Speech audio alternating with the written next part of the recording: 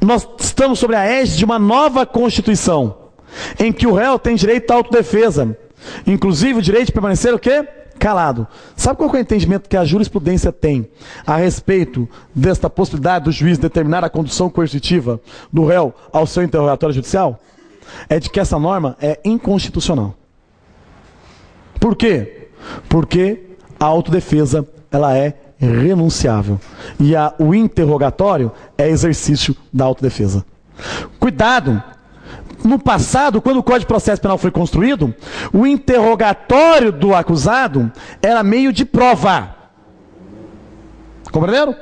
Quando o Código de Processo Penal foi produzido, foi elaborado, o interrogatório do acusado, ele era tratado como meio de prova.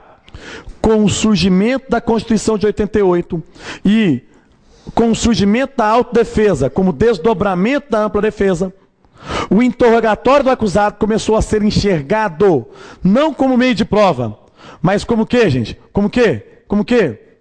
Meio de defesa. Então o interrogatório agora já não é mais olhado como meio de produzir provas, mas como uma possibilidade do réu defender-se. Como a autodefesa exercida no interrogatório, ela é renunciável, o não comparecimento do réu ao interrogatório judicial não possibilita que o juiz determine a sua condução coercitiva. Muito embora a norma processual, o Código de Processo Penal, com redação da década de 40, autorize. Compreenderam?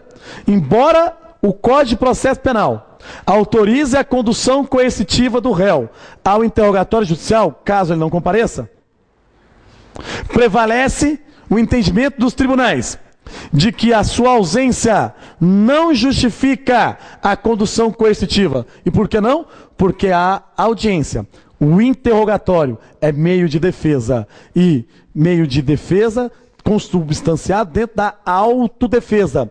Logo é renunciável. É diferente da situação da testemunha. A testemunha intimada que não comparece pode ser o quê? Coercitivamente conduzida.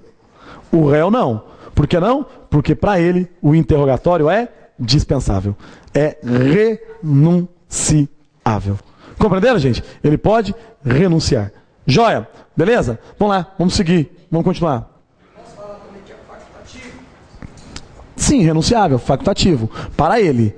O juiz deve determinar a realização do interrogatório. Quem tem a faculdade se vai ou não participar é o réu.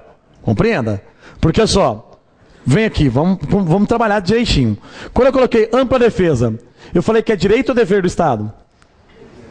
Falei o quê, gente? Dever do Estado. Então o juiz, como ele representa o Estado ali no processo, o Estado deve garantir o interrogatório. Compreenderam ou não? Então, o juiz deve intimar o cara para o interrogatório. Agora, facultativo é para o réu. Ele que escolhe se vai ou não comparecer. Compreenderam? Facultativo é para o réu. É ele que escolhe se vai ou não comparecer. Estando presente ao interrogatório, tem uma coisa importante que cai em prova. Estando presente ao interrogatório, o interrogatório é dividido em duas fases. Em duas etapas. A primeira etapa, onde é feita a qualificação, e a segunda etapa, onde são realizadas as perguntas relacionadas ao fato. O direito constitucional ao silêncio, olha para mim, o direito constitucional ao silêncio, ele abrange apenas os fatos, as perguntas relacionadas aos fatos. Olha, no momento da qualificação, quando o juiz pergunta seu nome, sua filiação, o réu não tem o direito ao silêncio. Inclusive, a sua negativa em responder às questões perguntadas pelo juiz, ou seja, responder dados relacionados à sua qualificação, implica na responsabilização por quê? Por contravenção penal, descrita no Decreto-Lei 2889, né, 2889 de 1941. Tá bem? Joia? Posso continuar? Posso prosseguir? Vamos lá, pois não. Não, acabei de dizer. A capacidade postulatória do réu é restrita. Ele só pode naquilo que a legislação autoriza. Porque a capacidade postulatória, ela é atribuída ao advogado. Se o réu for advogado, Se o réu for advogado, aí ele vai exercer a defesa técnica e a ampla defesa. Ele pode exercer a defesa técnica. Só não precisa contratar advogado o réu que já for advogado. Tá bem? Vamos lá. Vamos continuar.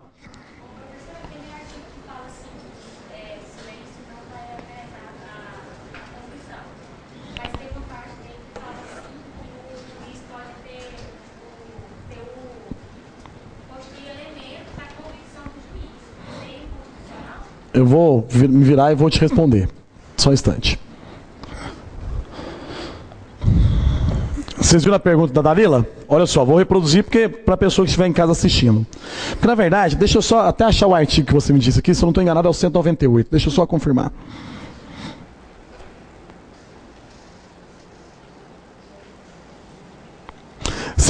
Olha o que diz o artigo 198. A Dalila me fez a pergunta. Ela me fez a pergunta com base no artigo 198 do Código de Processo Penal. O silêncio do acusado não importará em confissão, mas poderá constituir elemento para a formação do convencimento do juiz. Beleza. Qual que é o entendimento da doutrina da jurisprudência com base nesse dispositivo processual? Que a primeira parte do dispositivo está de acordo com o texto constitucional. O silêncio não importa em confissão. Mas a segunda parte que diz, mas poderá constituir elemento para a formação do convencimento do juiz? Errado. Porque quem fica em silêncio exerce direito e o direito não pode ser interpretado em seu prejuízo. Então, a parte final fere o texto constitucional. Então, a parte final do artigo 198 seria inconstitucional. Beleza? Vamos lá? Vamos continuar. Gente, dois não, ainda não. Mais uma observação aqui, me desculpem. Observação. Senão a gente é surpreendido na prova e não quero.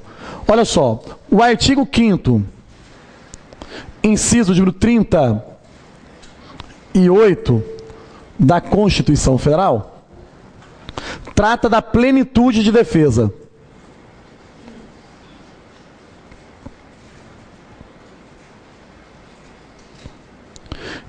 Que é diferente do artigo 5º,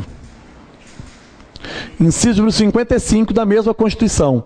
Porque o artigo 5º, inciso 55, trata do quê? Da ampla defesa. Qual é a diferença entre ampla defesa e plenitude de defesa? Qual é a diferença entre elas? Entre ampla defesa e plenitude de defesa. É que é o seguinte, a ampla defesa é um princípio geral e que está presente em todo o processo. A plenitude de defesa é um princípio também processual, mas que está presente apenas no tribunal do júri. A plenitude de defesa está presente apenas no tribunal do júri. Tá bem?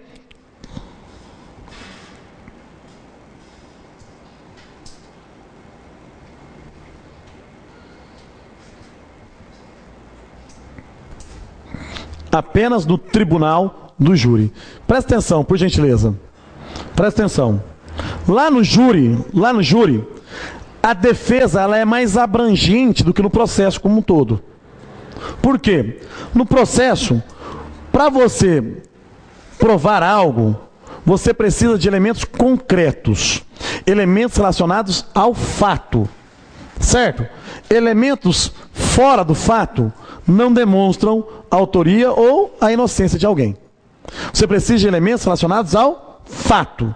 Já na plenitude de defesa, você pode buscar a absolvição de alguém com elementos que estejam fora do fato, que não estejam relacionados ao fato. Vou dar um exemplo. Imagine que uma discussão com uma pessoa que está te devendo, você acaba matando essa pessoa. Homicídio. Certo? Homicídio. Só que ocorre, depois lá na frente, no processo, você matou essa pessoa porque o dinheiro que você tinha era o único dinheiro que você tinha e tinha emprestado para essa pessoa, e agora tinha algum parente seu que estava enfermo e você precisava do dinheiro para salvar a sua vida. Então você estava numa situação de desespero. Além do que, a pessoa que está te devendo era uma pessoa que naquela sociedade, naquele grupo social, tinha um comportamento imoral. Era comum ficar devendo os outros, tinha um comportamento, né, imoral, que não tinha uma aceitação social. Compreenderam? Vai para o júri absolve. Absolve por quê? Porque você matou no desespero, que você só tinha aquele dinheiro para salvar a vida da pessoa que você amava, e ainda você matou alguém que, digamos assim, em outros termos, não era tão gente boa. Socialmente tinha um comportamento que reprovável. O júri absolveu. Agora presta atenção, o que tem de fato aí relacionado? Os elementos que levaram à absolvição são elementos que estão fora do fato. Porque o fato é a discussão e o tiro que matou. Isso que é fato. O que levou à absolvição são elementos que estão fora do fato, mas que foram levados em consideração pelos jurados na hora de proferir o quê? O seu voto, sim ou não. Compreenderam? Por isso que no júri, a defesa, ela não é o quê? Ela não é o quê, gente? Ela não é ampla, ela é plena. Quer ver só um exemplo? O cara, vamos dar para o processo comum. Processo comum. O cara rouba, faz vários roubos, vive disso, de roubar. Aí ele é preso. Aí o advogado dele vai para o juiz e fala assim: excelência, esse cara nunca teve oportunidade, porque ele só tem até a 4ª série, a família é pobre, a única coisa que ele podia fazer na vida era roubar. O juiz vai absolver? Dane-se fatos externos, né? Dane-se elementos externos ao fato. O que o juiz vai levar em consideração é que ele pegou uma arma, anunciou o roubo e subtraiu o bem. Ponto. Acabou. Entenderam? Porque no processo comum, a defesa não é plena, ela é ampla. No tribunal do júri, a defesa ela é o quê, gente? No tribunal do júri, a defesa ela é o quê? Plena. Porque lá há plenitude de defesa. Vamos seguir? Agora sim, ó. 2.2.6. 2.2.6. Princípio da publicidade. Publicidade. Artigo 5º. Artigo 5º, inciso número 60 da Constituição Federal. Artigo 5º, inciso 60 da Constituição Federal. Diga, meu querido. Claro. Na plenitude de defesa acaba tendo um pouco mais de flexibilidade e mais facilidade na defesa do... Sim, exatamente. Olha, reproduzindo a sua fala. Na plenitude de defesa há mais oportunidade e mais flexibilidade na defesa do réu. Sim, continue. Então, entra em divergência dos crimes hediondos que prezam um tratamento diferente, os hediondos são equiparados, né? Um tratamento diferenciado na pena dos pares. Não há nenhuma contradição nisso. Afinal de contas, se há mais flexibilidade no exercício da defesa nos crimes dolosos contra a vida, é um preceito constitucional. A Constituição que garante plenitude de defesa no tribunal do júri e confere ao povo a escolha da sentença condenatória ou absolutória. Não há o fato de haver uma defesa mais flexível no tribunal do júri não é incompatível com a hediondez dos crimes dolosos contra a vida. Pelo contrário, porque o crime de homicídio doloso qualificado, de homicídio doloso quando praticado em atividade típica de grupos de extermínio, são crimes hediondos, não é isso? Mas quem vai identificar a presença desses elementos ou não é o júri. Não tem nada demais. Se o júri verificar a presença desses elementos, o crime é hediondo, e por ser hediondo será punido com o rigor que merece um crime hediondo. Se o júri não identificar, o indivíduo será absolvido. Diga, meu querido. Hã? Não entendi a pergunta.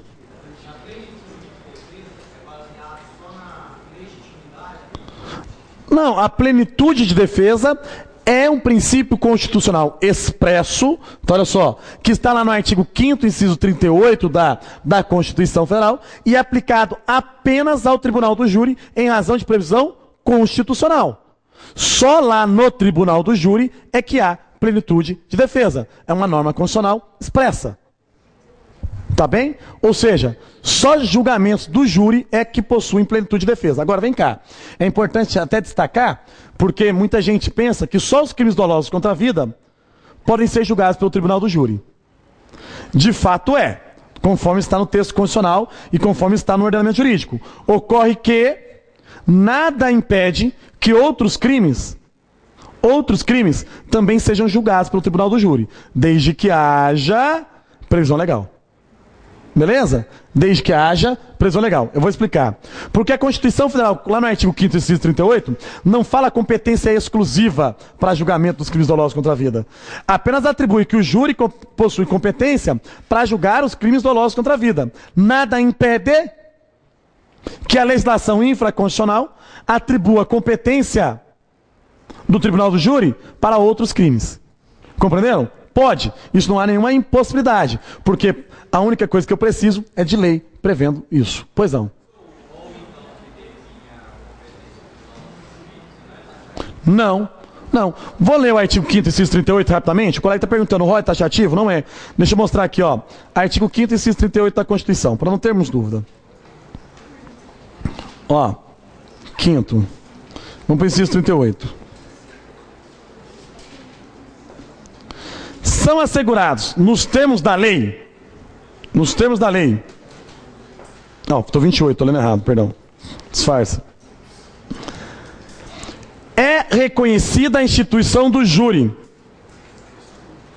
com a organização que lhe der a lei, assegurados, ou seja, a Constituição já assegurou um mínimo para o júri, mas a lei pode ser mais?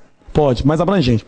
A plenitude de defesa, o sigilo das votações, a soberania dos veredictos e a competência para o julgamento dos crimes dolosos contra a vida. Só que o quê? Eu posso o quê? Assegurar outras garantias para o tribunal do júri, que não sejam essas da Constituição. Porque a norma não está trazendo aqui algo, o quê? Taxativo. Só está falando assim, ó, no tribunal do júri isso é assegurado. Agora, se quiser instituir outros crimes aí, a competência do tribunal do júri, pode acontecer. Não temos, no Brasil não. No Brasil, só os crimes dolosos contra a vida são julgados pelo tribunal de júri. Mas se o legislador quiser hoje falar, não, além dos crimes dolosos contra a vida, vamos colocar o crime de corrupção. Pode. Todos os hediondos equiparados. Pode. Não tem problema algum. Tá bem? Vamos lá, vamos continuar. Publicidade, artigo 5º, inciso 60. Artigo 5º, inciso 60. O que diz o artigo 5º, inciso 60 do Código de Processo Penal? Ela diz assim, ó, a da Constituição, né? A lei não pode restringir a publicidade dos atos processuais. Então tem uma regra, olha só. A Constituição Federal, em seu artigo 5º, inciso 60, diz: a lei não pode restringir a publicidade dos atos processuais. Essa é a regra, certo? Impossibilidade de restrição dos atos processuais. Só que a Constituição completa, salvo quando? Quando a defesa da intimidade e o interesse social assim exigir.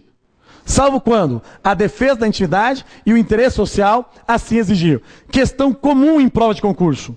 Qual é? A publicidade é um princípio, mas não absoluto, que comporta suas exceções. Vamos colocar esse caderno? Coloca aí. A lei somente restringirá a publicidade dos atos processuais. A lei somente restringirá a publicidade dos atos processuais.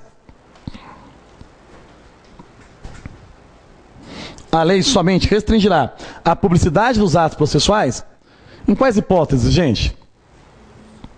A lei somente restringirá a publicidade dos atos processuais em defesa da intimidade ou quando o interesse social exigir. Em defesa da intimidade ou quando o interesse social, o que, gente? Exigir. Em defesa da intimidade ou quando o interesse social exigir.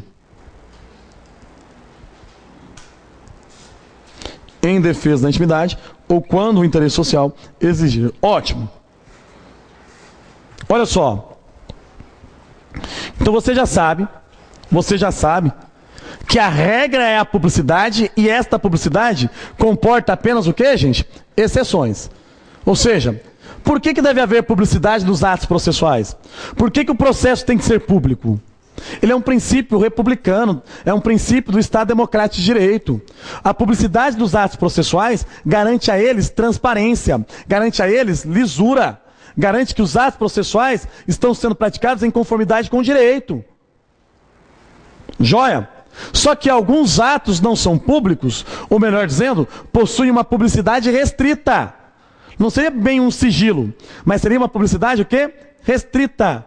Quando estiver relacionados relacionado a assuntos da intimidade ou do interesse social. Quer ver um exemplo? Olha só, um exemplo de exceção aí à publicidade. Um exemplo, o artigo 234B do Código Penal.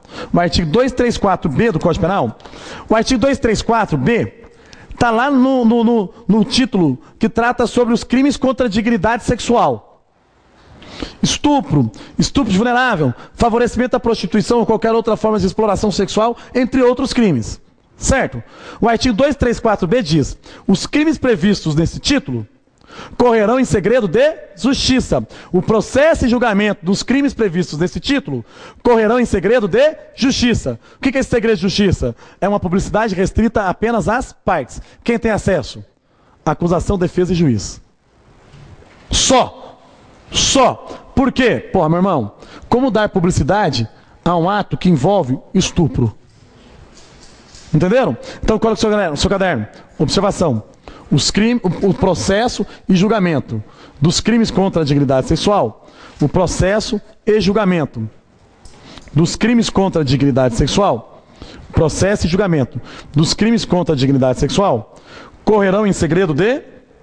O processo e julgamento dos crimes contra a dignidade sexual correrão em segredo de... O que, gente? Justiça. O processo e julgamento dos crimes contra a dignidade sexual correrão em segredo de... Correrão em segredo de... O que, gente? Justiça. Correrão em segredo de justiça. Vamos lá. Vamos continuar. 2.2.7.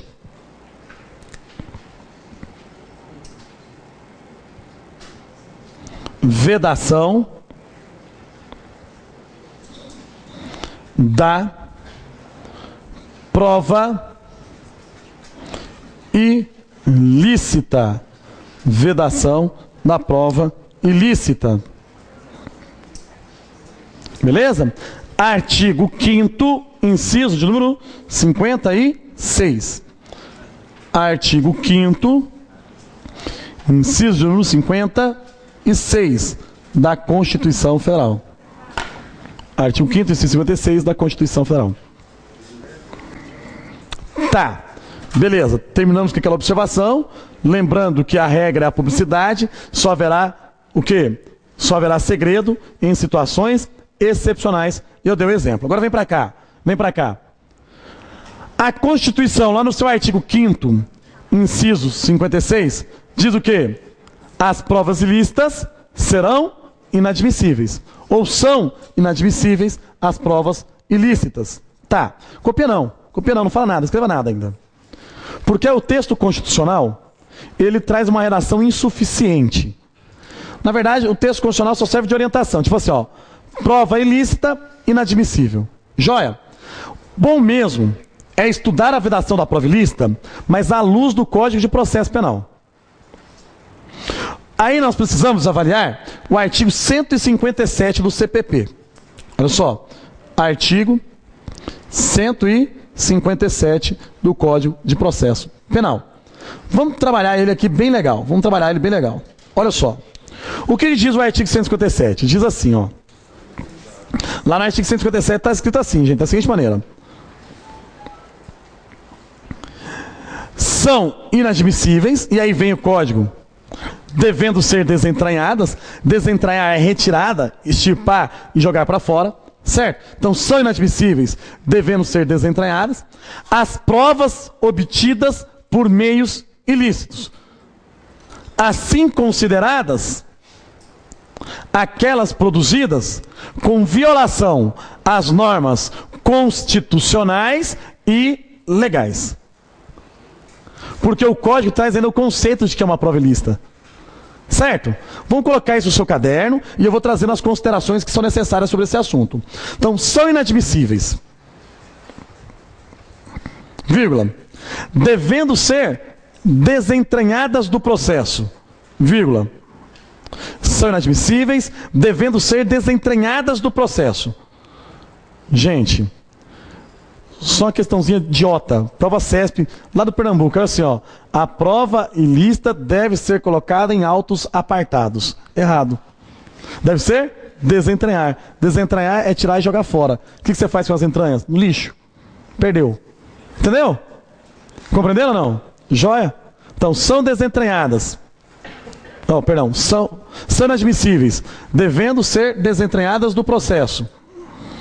Aí, vírgula. As provas ilícitas. Vírgula mais uma vez. As provas ilícitas. Assim consideradas,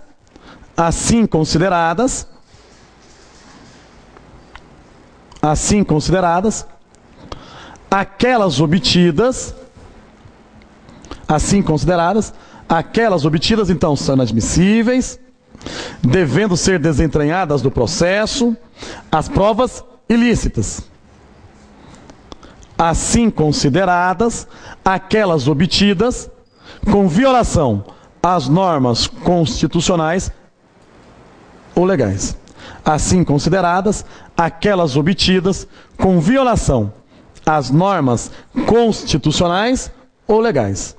Assim consideradas, aquelas obtidas com violação às normas constitucionais ou legais. Volta para mim mais uma vez aqui o seu olhar. Olha só, volta o seu olhar mais uma vez. A prova ilícita, se ela está lá no processo, ela tem que ser o quê? Retirada. Professor, retirada e juntada em autos apartados, desentranhar, extirpar é jogar ela quê? Fora. Elas não servem para mais nada, elas são imprestáveis. Certo? Elas são imprestáveis. Volta comigo, volta com o tio, volta com o tio. Então elas são retiradas e jogadas para fora. E o que são provas ilícitas? São aquelas obtidas com violação às normas constitucionais ou legais. Venha para cá. A doutrina costuma fazer a seguinte divisão. A doutrina diz que há um gênero chamado prova ilegal.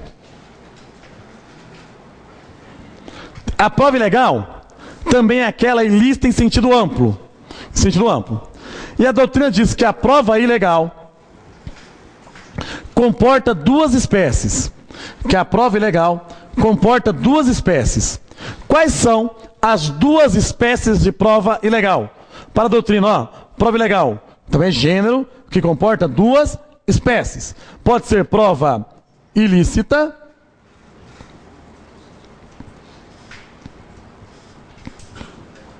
e prova ilegítima.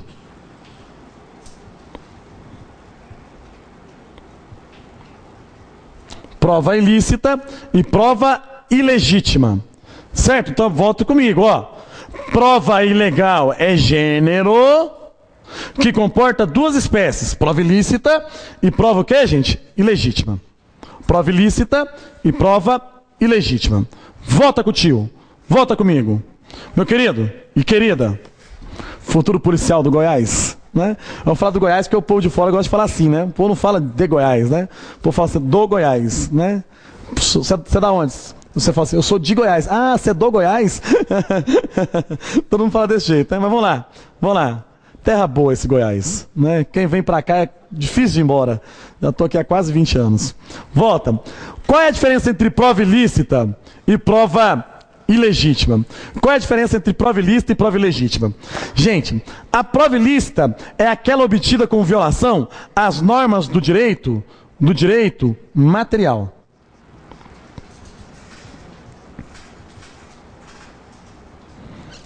Dalila, você me perguntou tanto na aula de hoje, eu acho que eu tenho o direito de te perguntar agora, né? Porque do que adianta só eu responder as perguntas? Eu gostaria que você me respondesse. O que é direito material? Responda com duas palavras. Eu lhe dou o direito de responder com duas palavras. Lesão ou ameaça de lesão? O quê? Ameaça ou a lesão? Ao quê?